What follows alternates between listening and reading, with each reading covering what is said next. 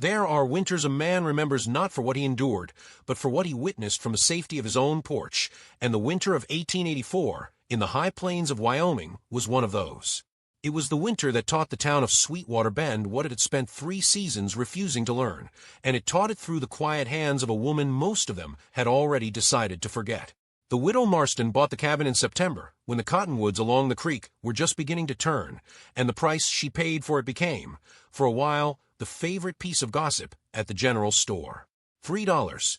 3 silver dollars laid on the counter of the county land office, and the clerk, a thin man named Ellis Trowbridge who had spent his life keeping the ledger of other people's business, said afterward that he had almost refused to take her money. The cabin, he told anyone who would listen, was half burned to the foundation, the roof caved in on the north side, the chimney split by heat, and the acre it sat on was so choked with black brush that a man could not walk through it without cutting a path. It was, he said, not a purchase, but a foolishness dressed up as a transaction. Her name was Hannah Marston. She was 41 years old. Her husband had been buried the previous February, taken by a chest fever that had come in with the last of the winter cattle drives, and she had spent the intervening spring and summer living in the back room of her sister's boarding house in the town proper, sewing linens and helping with the washing, and speaking as little as a person can speak while still being counted among the living. She had come out from Ohio with her husband 9 years before, and she had learned in those 9 years the particular silence a woman keeps when she is not certain the country wants her yet. Her husband's death had settled that question. The country, it turned out, did not. She moved into the cabin on the 12th of September with a hand cart and 2 crates, and spotted milk cow her sister had let her keep in exchange for 6 months of unpaid work. She had no wagon. She had no horse. She walked the 2 miles from town alongside the cow, one hand on its rope halter and the other on the handle of the cart, and the cart wheels squealed the entire way because she had not had the money to grease them. People watched her from their windows. A boy on a fence rail counted the crates as she passed and reported the number to his mother, who reported it to the Reverend's wife, who reported it, in tones of soft alarm, to the members of the Ladies' Charity Circle that same afternoon. The Ladies' Charity Circle met on Wednesdays in the parlor of Mrs. Delphine Voss, whose husband owned the mill, and whose parlor had lace curtains ordered from St. Louis. There were 7 members in total, but 3 of them made the decisions, and the others made the tea. The 3 were Delphine herself, the schoolteacher Miss Ada Purnell, who had never married and had opinions about those who had, and Mrs. Cornelia Hedge, the wife of the general store proprietor, who was in a position to know what every household in Sweetwater Bend bought, borrowed, or went without. Between them, they decided which widows were the deserving kind and which were the other kind, and they had decided, without ever putting it into words, that Hannah Marston belonged to the second category. It was not that they disliked her. It was that they did not know where to put her. She had refused, gently and without explanation, an offer of a place on the church quilting committee in June. She had declined an invitation to a hymn evening in July. When Mrs. Hedge, in a rare moment of direct address, had asked her at the well what she intended to do with herself now that her husband was gone, Hannah had said only, "I intend to keep on," and had drawn her bucket up and walked away with it. That answer had been repeated many times in the parlor with the lace curtains, and had been repeated with a small tightening of the mouth each time. A woman who would not explain herself was a woman who could not be helped, and a woman who could not be helped was a woman who had chosen her own difficulty. The cabin she had bought sat on the far side of a shallow rise, half a mile from the creek, on land no one had wanted since the fire. The fire had come in the dry August of 1882, sparked by a lightning strike in the tall grass, and had taken the cabin's previous owner along with his brother and their dog, and the county had held the land in abeyance for 2 years, hoping some sensible man would take it off their books. No sensible man had. The soil was thin. The well, they said, had gone bad from the ash. The bramble had come in thick around the burned scar, hawthorn and buckthorn, and wild rose grown together into a wall a man could not push through without leaving blood on the thorns. It was in the collective judgment of Sweetwater Bend, land that had been given back to the country, and any woman who tried to take it up again was arguing with something she could not win against. She began the day she arrived. She unloaded the cart and staked the cow to a patch of unburned grass, and stood for a long moment looking at the cabin. The roof on the north side was fallen in. The south side still held, blackened but sound. The chimney was cracked from the throat up to the cap. The door was gone. Inside, the floorboards on the burned half had collapsed into what had once been a root cellar, and the ash lay 6 inches deep across everything. She stood in the doorway and looked at it, and then she took off her shawl and folded it over the milk cow's back, and she went inside. The first thing she found was not treasure. It was a cast iron pot, blackened but whole, still hanging on the hook above where the hearth had been. She lifted it down and set it in the yard. The second thing she found was a horseshoe, driven into a beam above the door frame, iron blistered by the heat, but still holding to its spike. She left it where it was. The third thing she found, buried under a fallen rafter in the far corner, was a small tin box, the size of a family Bible, its lid warped by heat, but its hinges still working. She carried it out into the September light and sat on the low stone wall that ringed the yard and opened it. Inside were letters, 63 of them, tied in 4 bundles with green ribbon. Some were addressed to the previous owner. Most were addressed to his wife, who had died before the fire of a fever that had passed through the county the year before. The letters were from her mother back in Missouri, and they had been written across 9 years of homesteading correspondence. Hannah did not read them then. She closed the lid and set the box aside, and went back to the ash. By nightfall, she had cleared 1 corner of the intact floor. By the end of the second day, she had a fire going in the cracked hearth, banked with stones to keep the split from opening wider, and she had slept on the floor with her shawl over her, and the cow tethered outside where she could hear it breathing. The town watched her from its distance and shook its head. The Reverend's wife said at the Wednesday meeting that it was a great pity the widow Marston had not accepted their offer of help. Miss Purnell said, without looking up from her needlework, that some women preferred to make a display of their difficulty. Mrs. Voss did not respond to that directly. She only said that they would keep the widow in their prayers, and that was the last time Hannah's name was spoken in that parlor for 6 weeks. In the second week of her occupancy, Hannah began to read the letters. She read them in the evenings by the light of a tallow candle she had bought with the last of her coins, and she read them slowly, the way a person reads something she suspects is going to matter. The letters from a mother in Missouri were mostly domestic, the health of relations, the price of flour, the news of the town. But threaded through them, in a way that took Hannah 3 evenings to notice, were passages of a different kind. The mother had been a gardener of some reputation in her county, and she had spent years writing to her daughter in Wyoming with advice on how to grow things in a place where things did not want to grow. The advice was not the ordinary kind. It concerned the planting of thorns. The mother wrote of hedges. Not the ornamental hedges of English gardens, but the working hedges of the German settlers in her part of Missouri, hedges laid down in double rows and interlaced while still young, so that they grew together into a single living wall. She wrote of hawthorn and Osage orange and buckthorn planted 3 feet apart in trenches dug 2 feet deep and packed with rotted manure and straw.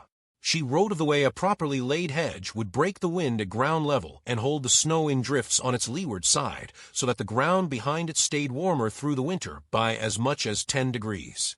She wrote of how a hedge of thorns thick enough would keep the deer from the garden and the wolves from the sheep and the wind from the door, and she wrote of it as a woman writes of something she believes in and expects her daughter to believe in also. Hannah read those pages 3 times each. On the 4th reading, she took the letters out into the yard and looked at the bramble around the cabin with a new set of eyes. The bramble had already done half the work. Wild hawthorn had come in around the burn scar, thick and low, and beyond it the wild rose and the buckthorn had knit themselves into a mass that ringed the cabin on 3 sides. It was not, as the town believed, a curse of the land. It was the beginning. What was needed was pruning and laying and the addition in the thin places of what the mother's letters called new stock. Hannah walked the perimeter of her acre and marked each thin place with a stick driven into the ground, and by the end of that afternoon she had marked 11 of them, and she knew what she would spend next 6 weeks doing. She began to cut. She had a hatchet and a small pruning saw, and she worked in the mornings before the sun was high, and again in the late afternoons when the shadow of the rise fell across the yard. She cut back the tallest of the hawthorn to a height of 4 feet and bent the young shoots down at an angle, weaving them through the standing stems until they held. She dug trenches in the thin places and moved young bramble from where it was thick into where it was needed, packing each root with the ash from the burn, for the ash, she had come to understand from a paragraph in the 11th letter, was not a curse either. It was potash. It was the same thing farmers paid good money for in the towns of the East, and it was scattered across her acre 6 inches deep, free for the taking. She dug the ash into the trenches. She dug it around the roots of every new plant. She dug it into the small kitchen garden she began in mid-October on the south side of the cabin, and the plants she set there, a few late turnips, a bed of winter kale from seeds her sister had given her, a handful of garlic cloves, took to the ashy soil in a way that would have surprised no one who had ever laid a hedge in Missouri. In the 4th week of her occupancy, a rider came out from town. It was Elias Beckman, the deputy, a young man with a wife and a new child and a habit of doing the Reverend's errands when he was not doing the sheriff's. He tied his horse at the edge of the bramble and stood at what had once been the gate, and he called out to Hannah that the ladies' circle had sent him to inquire whether she had need of anything. Hannah came out from the side of the cabin with her hands black to the wrists and her hair tied back with a strip of cloth, and she said that she had no need of anything, and she thanked him for the trouble of the ride. Beckman looked past her at the cabin, at the roof half collapsed and the chimney bandaged with clay, and the yard full of cut brush stacked in rows, and he said nothing for a long moment. Then he touched the brim of his hat and rode back to town. That evening, in the parlor with the lace curtains, Beckman gave his report. He said the widow appeared to be in her right mind, that she had food enough for the present, and that she was engaged in some project involving the moving of thorns from one place to another, the purpose of which he could not determine. Miss Purnell said that she had suspected as much. Mrs. Hedge said, with a small laugh that was not quite a laugh, that the widow was welcome to her thorns. Mrs. Voss said only that they should not send Beckman out again. If the widow wanted their help, she would ask for it. She did not. The first snow came on the 28th of October. It was a thin snow, more a warning than a weather, and it melted by noon of the next day. But Hannah had been reading her mother's letters, and she had come to think of them as her own mother's now, though she had never met the woman, and she knew what a thin October snow meant in the high country. It meant the ground would freeze earlier than usual. It meant she had perhaps 3 weeks left to finish the hedge, and to bank the cabin walls, and to prepare the root cellar she had been slowly clearing beneath the collapsed north side. She began to work into the dark. The root cellar, once cleared, turned out to be larger than she had guessed. The previous owner had dug it deep, and the fire had not reached it, and Hannah realized on the second day of clearing it that the walls were faced with stone, dry-laid limestone, chinked with clay, still cold and dry to the touch after 2 years abandoned. She stood in the middle of it with her lantern held up and understood, for the first time, why the previous owner had built where he had. The rise behind the cabin was not a rise. It was a natural earth wall. The cabin had been built against it. The root cellar was cut back into it. The whole structure, before the fire, had been a kind of half-buried thing, sheltered on its north side by 6 feet of packed earth. The fire had taken the timber. It had not taken the earth. And the earth was still there. She began to rebuild the north wall of the cabin against that earth. She could not do it in timber. She had no timber and no money to buy any, but she could do it in stone and sod, and she had in her yard an unlimited supply of both. She cut sod in blocks a foot square and stacked them like bricks, packing each course with clay from the creek bed and letting each course dry a day before laying the next. Between the sod wall and the earth of the rise, she packed straw and ash thick, so that the space between held dead air like a blanket. She had read of the practice in the 23rd letter. The mother's neighbor, a Prussian woman, had built her chicken house that way, and had held warm through winters that killed livestock in wooden shelters half a mile away. The wall took 2 weeks. When it was done, Hannah stood back and looked at it, and she saw that her cabin was no longer really a cabin. It was something older than a cabin. It was a burrow dug back into the hill on its north side, roofed on its south side with the salvaged timbers she had straightened and relaid, banked on all sides with sod and hedge and ash, and it looked, from the road, like a mound with a door in it. A man riding past would not have called it a house. A gopher would have understood. The second snow came on the 15th of November. It stayed. By the 20th, the ground was hard, and by the 25th, the wind had begun to turn out of the north with the particular thin whine that men in Wyoming learned to listen for. In town, the men who read the sky said the winter would be an average one. The old Shoshone woman who sold baskets at the edge of the settlement said the winter would take the cattle. No one repeated what the Shoshone woman said. She had said the same thing the year before, and it had not been true either time. She had said it because it was true this time. The storm began on the 3rd of December. Hannah did not know that morning that it was the storm. She knew only that the light on the snow outside her window had gone gray in a way she had not seen since her second winter in Wyoming, and that the cow, in its stall against the south wall of the cabin, had stopped chewing its cud and stood very still with its ears back. She banked the fire. She brought in an armload of split cottonwood from the woodpile against the hedge. She filled the 2 water crocks from the well, and she noted, as she pulled the bucket up, that the water was already thick with the beginning of freeze. She went inside and barred the door and lit the second lamp. The wind rose at noon. By dark it was screaming. The snow came sideways, not falling but blowing, and the temperature dropped in a way that Hannah felt through the sod walls not as cold but as pressure, as if the whole sky were leaning down on her small mound of earth and testing it. She lay in her bed against the packed north wall and listened. She could hear the wind outside as a distant roar, but the wall she had built did not shake. The straw and ash between the sod and the earth held the sound down to a low humming. The hedge outside, thick now with the new laying, its thorns interlaced across every thin place, broke the wind before it reached the wall at all, and the snow began to pile against the leeward side of that hedge in a drift that grew, through the first night, to a height of 6 feet. She slept in short pieces. She woke every hour to feed the fire and check the cow. The cow was calm. It stood in its stall with its breath fogging in a slow cloud, and its eyes half closed, and Hannah put her hand on its flank and felt the warmth still there under the winter coat, and knew that inside her cabin the temperature had not fallen below the freezing point. She looked at her water crocks. They had a thin skin of ice at their surfaces. Nothing more. The storm lasted 6 days. On the second day, she did not know what was happening in town. She could not have known. She could see from the small south-facing window she had glazed with a pane rescued from a cabin's ruin, only the white wall of the storm and the top of her hedge. But on the third day, in a lull that lasted perhaps an hour, she went out to check the cow's water and to bring in more wood, and she looked across the valley towards Sweetwater Bend, and she saw that the smoke from the Voss chimney had stopped.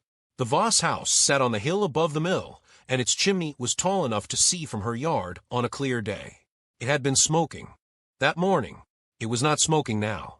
She stood in the lull with her wood in her arms and looked at that absent smoke for a long moment, and then she went back inside. On the fourth day, she saw a figure at the edge of her hedge. It was a small figure, a boy perhaps, wrapped in something that was not enough. He had come up from the creek's side, following the shelter of a hedge without knowing it was a hedge, and he had collapsed against the thorns and was trying, with hands too cold to grip, to push through them. Hannah pulled on her husband's old coat, still hanging on its peg by the door, and she went out. She cut a path through the hedge with the pruning saw, and she carried the boy inside. He was 7 years old. His name was Samuel Hedge. He was the son of the general store proprietor and Mrs. Cornelia Hedge, and he had been sent the day before to try to reach the Bishop farm 2 miles down the creek because his family had run out of firewood, and his father had heard that the Bishops had a surplus. He had not reached the Bishop farm. The storm had taken him halfway. Hannah warmed him slowly. She put him in her own bed against the packed north wall, and she wrapped him in the 2 blankets she owned and one of her husband's old wool shirts, and she fed him warm broth from the cast iron pot she had recovered from the ashes on her first day. He slept for 11 hours. When he woke, he asked where his mother was, and Hannah said that his mother was in town and that his mother knew he was safe. She did not know if this was true.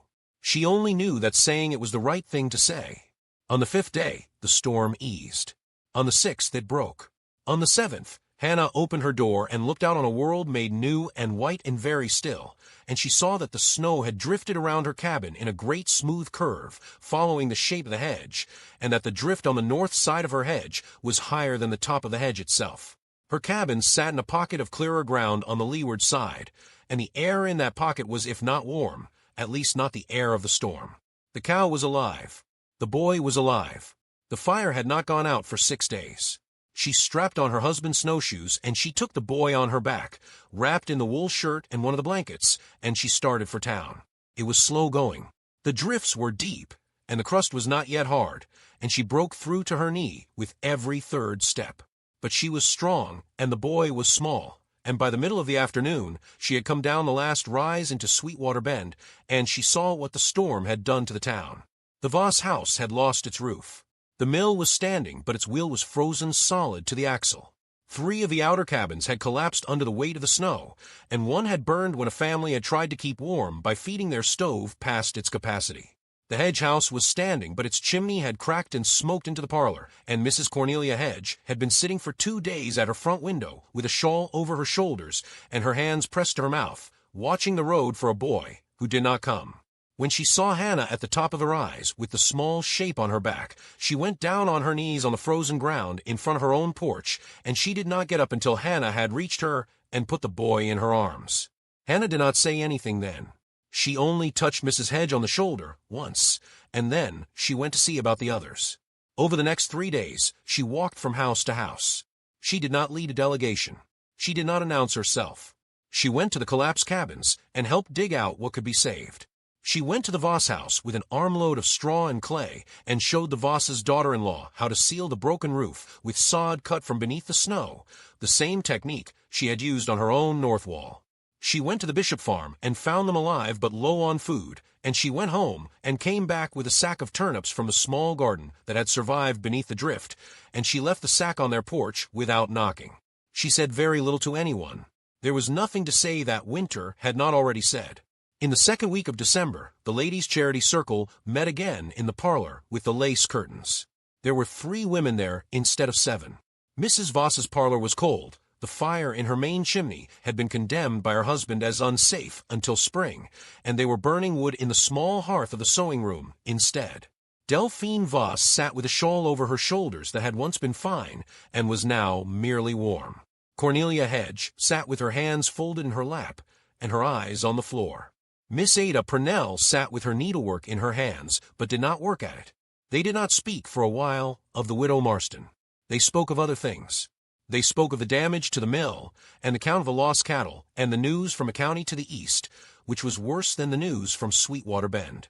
Then, in a lull, Mrs. Hedge said, without looking up, that she had gone out yesterday morning to the widow Marston's place. She had taken with her a basket of bread, and a jar of preserves, and a length of good wool cloth.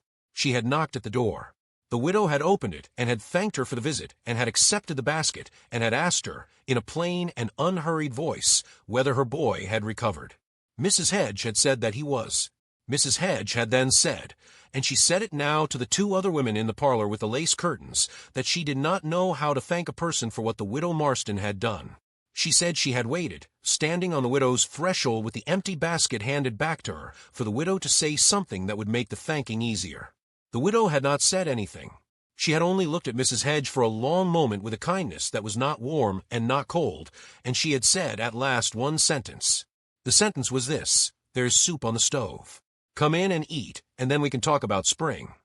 Mrs. Hedge repeated the sentence in the parlor with the lace curtains, and she looked up as she said it, and there were tears in her eyes that had not been there in 9 years. Miss Purnell put down her needlework. Delphine Voss looked at the fire in the small hearth and did not speak. In the spring, they came out to the widow's land, not the 3 of them, but many. They came because Hannah had, over the winter, quietly begun to teach. She had shown Mrs. Hedge, on that first visit, how to lay a hedge. She had shown the Bishop girls, when they came to fetch the return sack, how to bank a cabin wall with sod and ash. She had shown the young men who came to help her repair her salvage roof how to plant thorns in a trench packed with rotted manure and straw, and she had given them cuttings from her own hedge to take home and plant along the north sides of their own cabins. By the first week of April, there were 7 households in Sweetwater Bend that had begun to lay hedges. By June, there were 14. The widow Marston did not become a figure of the town. She did not join the Ladies' Charity Circle. She did not attend him evenings. She lived on her acre of thorns and ash and rebuilt sod, and she read her mother's letters through, and she added to them her own notes in a small leather book she had bought with the first money she earned that spring, selling turnip and kale seed to her neighbors. She had not asked to be a teacher. She had only been unwilling to be forgotten, and the winter had made the difference between those 2 things very small.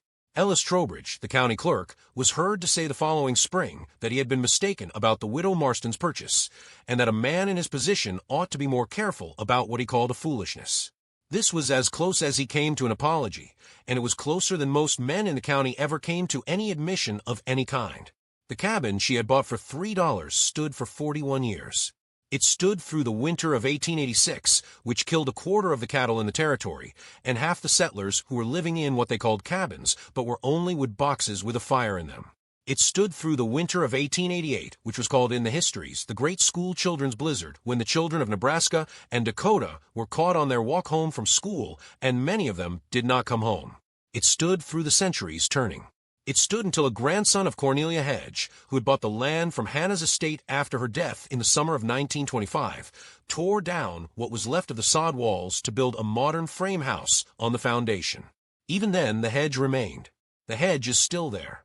If you drive out from the town that used to be Sweetwater Bend on the county road that follows the creek, you will pass a long, dark line of hawthorn and buckthorn and wild rose that runs a quarter-mile along the north side of an old pasture. That is what she left. That is what the winter of 1884 planted, through the hands of a woman the town had already decided to forget. Hannah Marston lived to be 82 years old. She never remarried. She never left the acre she had bought for $3 silver, and she was buried on it beside the hedge, in a plot her neighbors dug for her one September afternoon in a soil that was, by then, the richest black loam within 20 miles. The Ladies' Charity Circle, or what remained of it, sent flowers. The Reverend gave a short address, and the address was not about her difficulty but about her hands and the good they had done, and the way the town had come, at last, to know that some women speak with their labor when the world has stopped listening to their words. When the address was finished, Cornelia Hedge, who was by then an old woman herself and walked with a cane her son had cut for her from the widow's own hawthorn, laid on the grave a single letter, written years before by a woman in Missouri to a daughter in Wyoming, on the subject of hedges. The letter had been given to her, some years back, by Hannah herself. She had said, giving it, that a good instruction should not stay in one house. She had said it plainly, the way she said everything, and Cornelia had folded it and put it in her pocket, and had waited all those years for a day when the letter should be returned. Preparation is not stubbornness. It is a form of love for the people who will need you when they finally admit they do. If this story stayed with you, the next one is already waiting.